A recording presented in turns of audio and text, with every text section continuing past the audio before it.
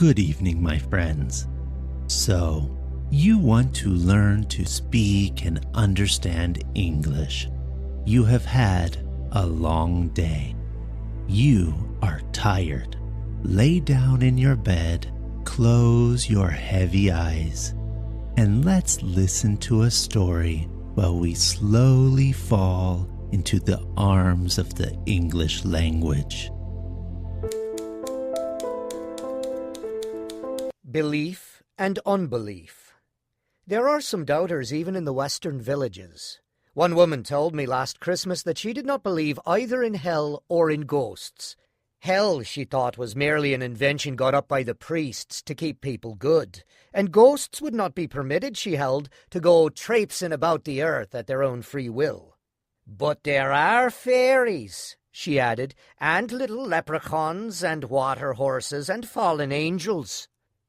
I have met also a man with a Mohawk Indian tattooed upon his arm who held exactly similar beliefs and unbeliefs. No matter what one doubts, one never doubts the fairies, for, as the man with the Mohawk Indian on his arm said to me, they stand to reason. Even the official mind does not escape this faith.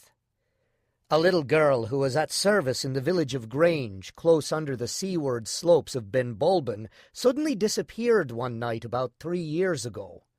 There was at once great excitement in the neighbourhood, because it was rumoured that the fairies had taken her. A villager was said to have long struggled to hold her from them, but at last they prevailed, and he found nothing in his hands but a broomstick. The local constable was applied to, and he at once instituted a house-to-house search, and at the same time advised the people to burn all the ragweed on the field she vanished from, because boucalons are sacred to the fairies. They spent the whole night burning them, the constable repeating spells the while. In the morning the little girl was found, the story goes, wandering in the field.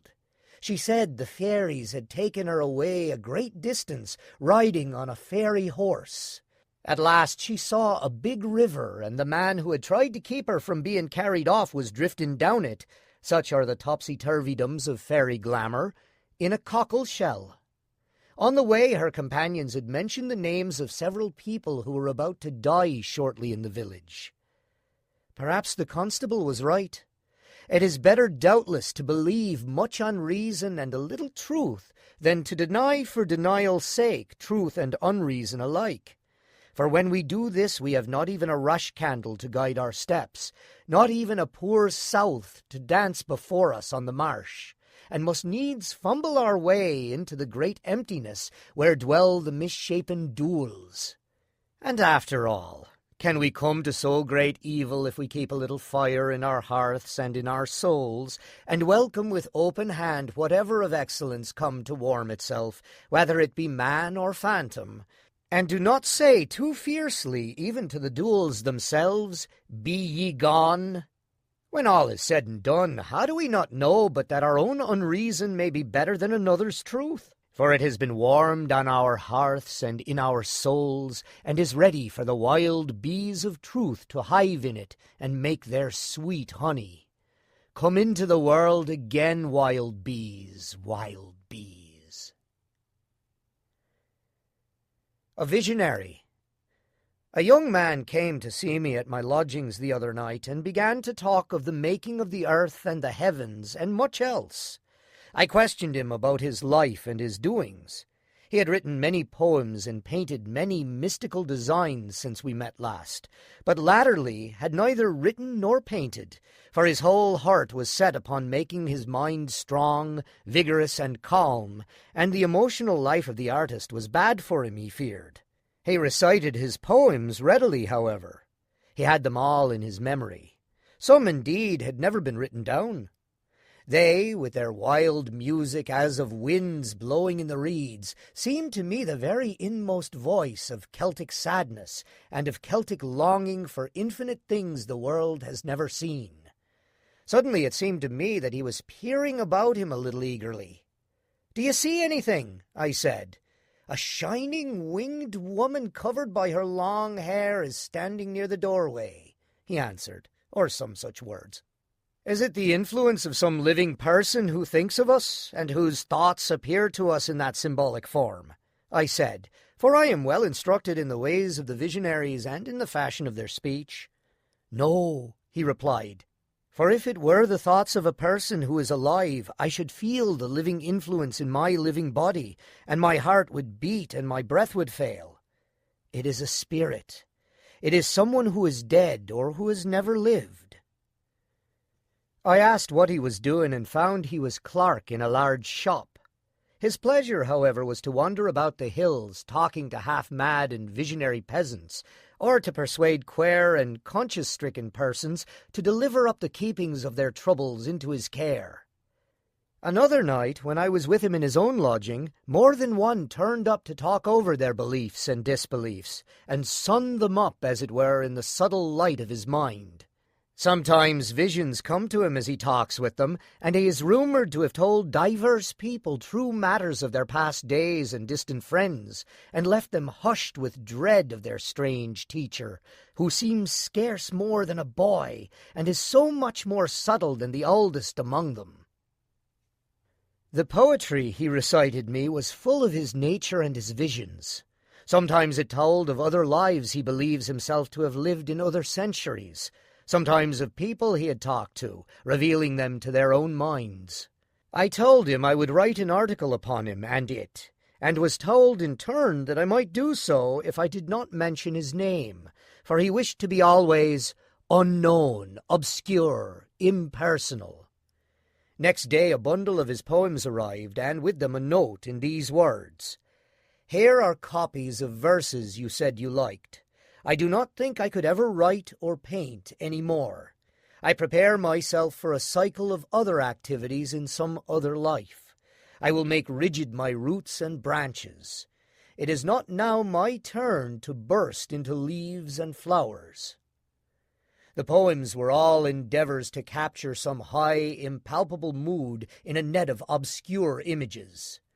There were fine passages in all, but these were often embedded in thoughts which have evidently a special value to his mind, but are to other men the counters of an unknown coinage. To them they seem merely so much brass or copper or tarnished silver at the best. At other times the beauty of the thought was obscured by careless writing, as though he had suddenly doubted if writing was not a foolish labour. He had frequently illustrated his verses with drawings, in which an unperfect anatomy did not altogether hide extreme beauty of feeling. The fairies, in whom he believes, have given him many subjects, notably Thomas of Ercildoune sitting motionly in the twilight, while a young and beautiful creature leans softly out of the shadow and whispers in his ear. He had delighted above all in strong effects of colour, spirits who have upon their heads instead of hair the feathers of peacocks, a phantom reaching from a swirl of flame towards a star, a spirit passing with a globe of iridescent crystal, symbol of the soul, half shut within his hand. But always under this largesse of colour lay some tender homily addressed to man's fragile hopes. This spiritual eagerness draws to him all those who, like himself, seek for illumination, or else mourn for a joy that has gone. One of these especially comes to mind. A winter or two ago he spent much of the night walking up and down upon the mountain, talking to an old peasant who, dumb to most men, poured out his cares for him. Both were unhappy. He, because he had then first decided that art and poetry were not for him, and the old peasant, because his life was ebbing out with no achievement remaining and no hope left him. Both how Celtic, how full of striving after a something never to be completely expressed in word or deed.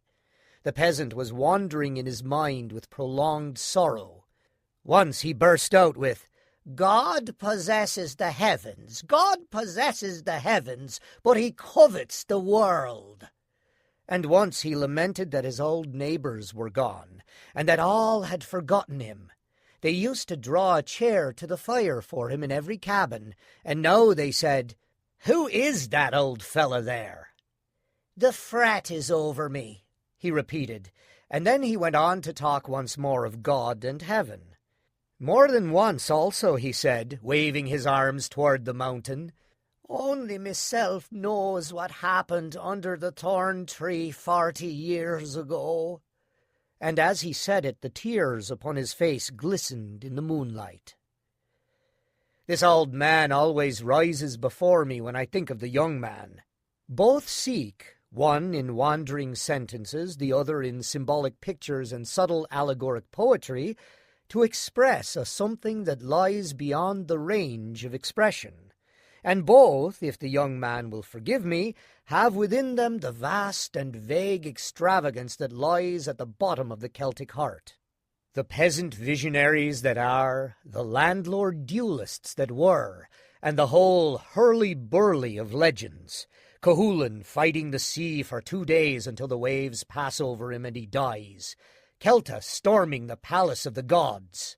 Usheen seeking in vain for 300 years to appease his insatiable heart with all the pleasures of fairyland. These two mystics walking up and down upon the mountains, uttering the central dreams of their souls in no less dream-laden sentences. And this mind that finds them so interesting are all a portion of that great Celtic phantasmagoria whose meaning no man has discovered, nor any angel revealed. Thank you for listening.